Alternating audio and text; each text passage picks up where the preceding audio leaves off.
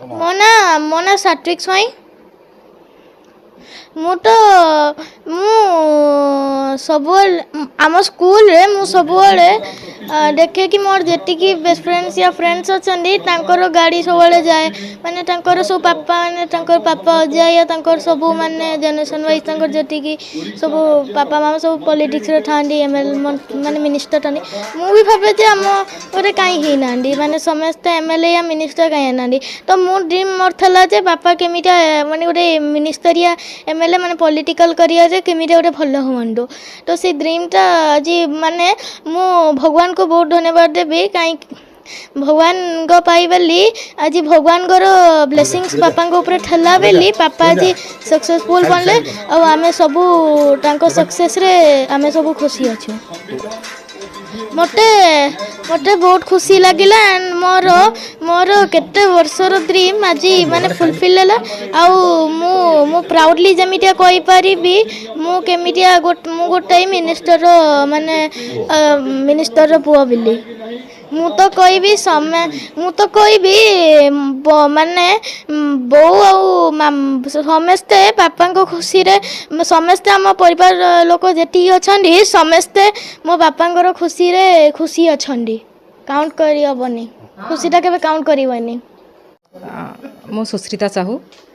ଯେବେଠୁ ଇଲେକ୍ସନ୍ ଦିନଠୁ ଯେବେଠୁ ଆମର ଡିକ୍ଲେୟାର ହେଲାଣି ଏପ୍ରିଲ 2ରେ ଆମର ନେମ୍ ଡିକ୍ଲେୟାର ହେଲା, ଟିକେଟ୍ ଡିକ୍ଲେୟାର ହେଲା, ତ ସେବେଠୁ ତ ଫାର୍ଷ୍ଟ ଆମର ଖୁସିର ମାହୋଲ ହେଇଯାଇଥିଲା। ତାପରେ ଆମେ ସେବେଠୁ ଲାଗିଯାଇଥିଲୁ ଯେ କେମିତି ବିଜୟ ହେବୁ, ପୁରା ପରିବାର ଲାଗିଯାଇଥିଲୁ କେମିତି ଆମକୁ ଯାହା ବି ହେଉ ଆମକୁ ବିଜୟୀ ହେବାକୁ ପଡ଼ିବ। ଆଉ ବହୁତ ପରିଶ୍ରମରୁ, ଭଗବାନଙ୍କ ଆଶୀର୍ବାଦରୁ, ଆମ ଏରିଆର ଲୋକମାନଙ୍କ ସହଯୋଗରୁ, ସମସ୍ତଙ୍କର ମା ଗୁରୁଜନମାନଙ୍କର ସମସ୍ତଙ୍କ ସହଯୋଗରୁ ଆମେ ଆଜି ବିଜୟୀ ହେଲୁ। ତାପରେ ଭଗବାନଙ୍କ ଆଶୀର୍ବାଦ ଥିବାରୁ ଆଜି ଆଉ ଗୋଟେ ଷ୍ଟେପ୍ ଆଗକୁ ଗଲେ ମନ୍ତ୍ରୀ ପଦ ମିଳିଲା, ସେଇଥିପାଇଁ ଅତ୍ୟନ୍ତ ଖୁସି। ଆଉ ସେଥିପାଇଁ ମୁଁ ସମସ୍ତଙ୍କୁ ଧନ୍ୟବାଦ ଦେବି, ଆମ ଏରିଆର ସବୁ ଗୁରୁଜନମାନଙ୍କୁ, ସମସ୍ତଙ୍କୁ ଭାଇ ଭଉଣୀ ସମସ୍ତଙ୍କୁ ମୁଁ ଧନ୍ୟବାଦ ଦେବି ଯେ ଆପଣମାନଙ୍କ ସହଯୋଗ ରହିବାରୁ ଆଜି ଆପଣଙ୍କ ଏରିଆର ପୁଅ, ଆପଣଙ୍କ ଏରିଆର ଭାଇ ଆଜି ଆପଣମାନଙ୍କର ସମ୍ମାନ ରକ୍ଷା କରିପାରିଛନ୍ତି। ଆଉ ମୁଁ ବି ସ୍ତ୍ରୀ ହିସାବରେ ବହୁତ ଗର୍ବିତ। ଆଉ ମୁଁ ଆଶା କରୁଛି ଆପଣମାନଙ୍କର ସହଯୋଗ ସବୁଦିନ ପାଇଁ ଆମ ସହିତ ରହିବ ବୋଲି। ମୁଁ ଆପଣଙ୍କ ମାଧ୍ୟମରେ ଆମ ନିର୍ବାଚନ ମଣ୍ଡଳୀବାସୀଙ୍କୁ ସମସ୍ତଙ୍କୁ ଧନ୍ୟବାଦ ଜଣାଇବି ଯେ ଆପଣଙ୍କ ମାଧ୍ୟମରେ ହିଁ ଯେଉଁ କହିଲେ ଆମର ବିଜେଡ଼ି ଗଡ଼ ଥିଲା, ଶଙ୍ଖର ଗଡ଼ ଥିଲା, ତାକୁ ଆମେ ଧ୍ୱଂସ କରିଛୁ। ତ ଆମେ ତ ଧ୍ୱଂସ କରିନୁ, ଆପଣମାନେ ହିଁ ଆମକୁ ମାଧ୍ୟମ କରିକି ଧ୍ୱଂସ କରିଛନ୍ତି। ତ ସେଇଥିପାଇଁ ମୁଁ ସମସ୍ତଙ୍କ ପାଖରେ ବହୁତ ଋଣୀ ରହିବି ଯେ ଆପଣମାନଙ୍କ ଆଶୀର୍ବାଦରୁ ହିଁ ଆଜି ବିଜେଡ଼ି ଗଡ଼ ଧ୍ୱଂସ ହୋଇପାରିଛି, ପରିବାରବାଦ ରାଜନୀତିରୁ ଆଜି ମୁକ୍ତ ହୋଇପାରିଛି ଏରିଆ। ତ ସେଇଥିପାଇଁ ସମସ୍ତଙ୍କ ପାଖରେ ମୁଁ କୃତଜ୍ଞ ରହୁଛି। ଆଉ ସମସ୍ତଙ୍କୁ ମୁଁ ଏତିକି ଅନୁରୋଧ କରିବି ଆପଣମାନଙ୍କର ସହଯୋଗ ସବୁଦିନ ପାଇଁ ଆମ ସହିତ ରହୁ। ଆଉ ଆପଣମାନଙ୍କର ଯାହା ବି ଆଶା ଅଛି ଆମ ମାଧ୍ୟମରେ, ଯାହା ବି ଆପଣମାନେ ଉପକୃତ ହେବାକୁ ଚାହୁଁଛନ୍ତି, ଆମେ ମାଧ୍ୟମ ମାତ୍ର, ସେଥିପାଇଁ ଏତିକି ବିଶ୍ୱାସ ରଖନ୍ତୁ ଯେ ଯାହା ବି ଆପଣଙ୍କର ଆଶା ଅଛି ନିଶ୍ଚିନ୍ତ ରୂପେ ପୂରଣ ହେବ, ନିଶ୍ଚିନ୍ତ ଭାବରେ। ଆପଣମାନେ ଦେଖନ୍ତୁ, ଯଦି ବିଗତ 5 ବର୍ଷରେ 2019ରେ ସେ ହାରି ଯାଇଥିଲେ, ତଥାପି ବି 5 ବର୍ଷ ଅନବରତ ଭାବେ ଲୋକଙ୍କ ସହିତ ଥିଲେ। ଯଦି ସେ ହାରି ଯାଇକି କୌଣସି ଆମ ଭାରତୀୟ ଜନତା ପାର୍ଟି ନଥିଲା, କ୍ଷମତାରେ ନଥାଇକି ବି ଯଦି ଲୋକମାନଙ୍କ ପାଖରେ ରହିଥିଲେ, ସେଇ ଆଶୀର୍ବାଦରୁ ହିଁ ଆଜି ବିଜୟୀ ହୋଇପାରିଛନ୍ତି। ନହେଲେ ତ ସମ୍ଭବ ହୋଇପାରିନଥାନ୍ତା। ଯଦି ସିଏ ହାରି ଯାଇକି ଆମର କ୍ଷମତାରେ ନଥାଇକି, ପାର୍ଟି କ୍ଷମତାରେ ନଥାଇକି ବି ଯଦି ଲୋକ ସବୁ ମାଉସୀ ଗୁରୁଜନମାନଙ୍କର ଆଶୀର୍ବାଦ ରହିଲା, ତ ନିଶ୍ଚିନ୍ତ ଭାବେ ଆପଣମାନେ ଜାଣିପାରୁଥିବେ ଆଗାମୀ ଦିନରେ ଯଦି ପ୍ରଭୁଙ୍କ କୃପାରୁ ଆଜି ଆମେ ଶାସନ ବ୍ୟବସ୍ଥାକୁ ଆସିଲେ, ଆମେ କ୍ଷମତାକୁ ଆସିଲେ, ଆଉ ସମସ୍ତଙ୍କର ଆଶୀର୍ବାଦରୁ ଆଜି ବିଜୟୀ ବି ହେଲେ, ତ ନିହାତି ଭାବେ ମୋତେ କହିବାକୁ ପଡ଼ିବନି, ଆପଣମାନେ ଜାଣିପାରୁଥିବେ ସେ ସବୁଦିନ ପାଇଁ ଲୋକଙ୍କ ସହିତ ରହିବେ ଆଉ ଲୋକମାନଙ୍କର ସମସ୍ୟା ଦୂର କରିବାରେ ନିହାତି ଭାବେ ସହଯୋଗ କରିବେ।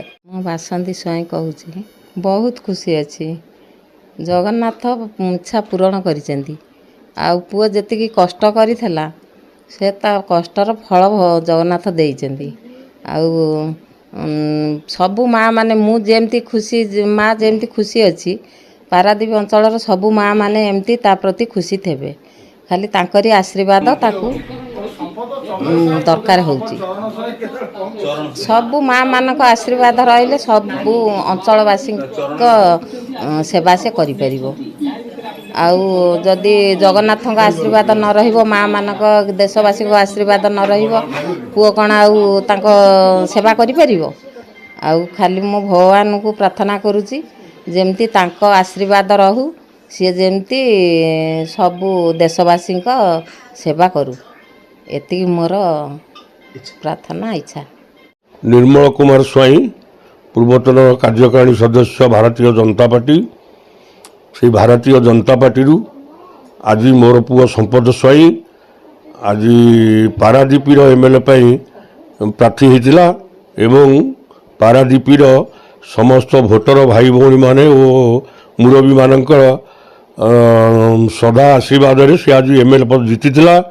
ଆଜି ଭାରତୀୟ ଜନତା ପାର୍ଟିର ଯେଉଁ ମନ୍ତ୍ରିମଣ୍ଡଳ ଗଢ଼ା ହେଲା ଆଜି ତା ଦେହରେ ସାମିଲ କରିଥିବାରୁ ମୁଁ ବହୁତ ଖୁସି ଅଛି ଏବଂ ପ୍ରଥମେ ମୁଁ ଶ୍ରୀ ଜୟ ଜଗନ୍ନାଥଙ୍କୁ ଏତିକି ପ୍ରାର୍ଥନା କରୁଛି ତାଙ୍କର ଆଶୀର୍ବାଦ ଥିବାରୁ ମୋ ପୁଅ ଆଜି ଏତେ ବାଟ ଯାଇପାରିଛି ଏବଂ ଏ ଯେଉଁ ପାରାଦୀପରେ ଯେଉଁ ପାରିବାର ରାଜନୀତି ଚାଲିଥିଲା ତାକୁ ପାରାଦୀପର ଭୋଟର ଭାଇ ଭଉଣୀମାନେ ଆଜି ସମସ୍ତେ ମିଶି ତାକୁ ସଫା କରିଥିବାରୁ ମୁଁ ସମସ୍ତଙ୍କୁ ଧନ୍ୟବାଦ ଦେଉଛି ଏବଂ ପାରାଦୀପରେ ଯେଉଁ ଗୁଣ୍ଡାରାଜ ଚାଲିଥିଲା, ପାରାଦୀପରେ ଯେଉଁ ଅସାମାଜିକତା ଚାଲିଥିଲା ଆଜି ଶାନ୍ତି ଫେରି ଆସିବ ବୋଲି ମୋର ଆଶା। ଆଗାମୀ ଦିନରେ ଆପଣ ଦେଖିବେ ରାମ ରାଜ୍ୟ ଭଳି ଆଜି ପାରାଦୀପ ନିର୍ବାଚନ ମଣ୍ଡଳୀ ଆଗକୁ ଆଗେଇବ। ଏ ଯେଉଁ ଶିଳ୍ପ ଅଞ୍ଚଳ ଏରିଆ, ଏ ଅଞ୍ଚଳରେ ସମସ୍ତ ବେକାର ଯୁବକ ଯୁବତୀମାନଙ୍କୁ ନିଯୁକ୍ତି ମିଳିବ, ସମସ୍ତ ଲୋକଙ୍କୁ ସୁବିଧା ମିଳିବ। ମୋଦି ସରକାରଙ୍କର ଯେଉଁ ଯୋଜନା ସବୁ ଅଛି ଯାହା ଇସ୍ତାହାରରେ କହିଛନ୍ତି ତାହା ସେ ନିଶ୍ଚୟ ପୂରଣ କରିବେ। ତାଙ୍କର କହିବା ଅନୁସାରେ ଆଜି ଦେଖନ୍ତୁ ଯେ ମୁଖ୍ୟମନ୍ତ୍ରୀ ଶପଥ ନେବା ପରେ 6 ଘଣ୍ଟା ପରେ ଶ୍ରୀମନ୍ଦିର ଚାରିଦ୍ୱାର ଖୋଲା ହେଲା ଏବଂ ଆଗାମୀ ଦିନରେ ଶ୍ରୀମନ୍ଦିର ଚାବି ଆସିବ, ରତ୍ନଭଣ୍ଡାର ଖୋଲା ହେବ। ଏସବୁ କାର୍ଯ୍ୟ କେବଳ ମୋଦିଙ୍କ ଯୋଗୁଁ ହୋଇପାରିବ ଏବଂ ସେଇଭଳି ପାରାଦୀପରେ ଯେଉଁ ମୋଦି ଆସିଥିଲେ କହିଯାଇଥିଲେ ପାରାଦୀପ ହେଉଛି ଯେ ପୂର୍ବ ଓଡ଼ିଶାର ମୁଖଶାଳା, ତେଣୁ ଆଜି ସେଇ ମୁଖଶାଳା ଓଡ଼ିଶାର ମୁଖଶାଳା ହେଉଛି ପୂର୍ବ ଭାରତର ମୁଖଶାଳା କହିଲେ ଅତ୍ୟୁକ୍ତ ହେବ ନାହିଁ। ସେ ଆଜି ପାରାଦୀପ ନିଶ୍ଚିତ ଆଗାମୀ ଦିନରେ ବହୁତ ଉନ୍ନତି କରିବ, ଏଠି ବହୁତ ଶିଳ୍ପ ଗଢ଼ିବ। ଧର୍ମେନ୍ଦ୍ର ପ୍ରଧାନଙ୍କ ନେତୃତ୍ୱରେ ପାରାଦୀପରେ ବାକିତକ ଯେଉଁ ଶିଳ୍ପ ଅଧା ପଡ଼ିଛି ତାହା ପୂରଣ ହେବ। ଆଗାମୀ ଫରେନ୍ର ପଇସା ବହୁତ ଆସି ଏଠି ଇନଭେଷ୍ଟ ହେବ ଏବଂ ଏ ଅଞ୍ଚଳର ବେକାରୀ ସମସ୍ୟା ଦୂର ହେବ ବୋଲି ମୋର ଆଶା। ଆଉ ୟାକୁ ନିଶ୍ଚିନ୍ତ ସମ୍ପଦ ସ୍ୱାଇଁ ଯେଉଁ ଲୋକମାନଙ୍କ ଭିତରେ ବୁଲି ବୁଲି ବହୁତ ପରିଶ୍ରମ କରି ଲୋକଙ୍କ ଘରକୁ ଯାଇ ଯାହା ସେ ପ୍ରତିଶ୍ରୁତି ଦେଇଛି ତାହା ନିଶ୍ଚୟ ସେ ଧର୍ମେନ୍ଦ୍ର ପ୍ରଧାନ ଦ୍ୱାରା ପୂରଣ କରିବ, ଏତିକି ମୋର ଆଶା ଭରସା ତାପରେ ଅଛି।